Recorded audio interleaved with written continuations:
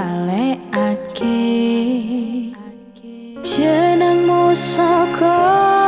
atiku tansah kelingan kabeh loro sing wis pengin lali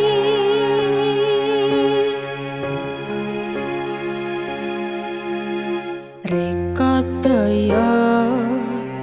anggonku ngaleno ambai loro sing tak tumpa kaya prau layar diterjang ombake segara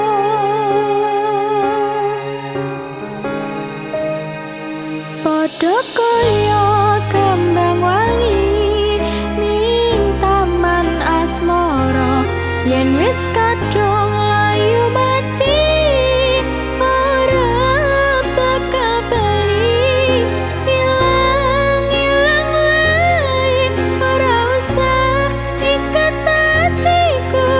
Gusti sing maringi wala-wali ing ati kula nyuwun tamba namung panjenengan sing saged maringi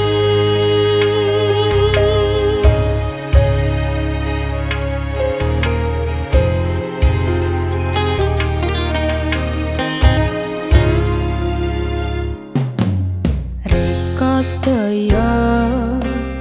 anggonku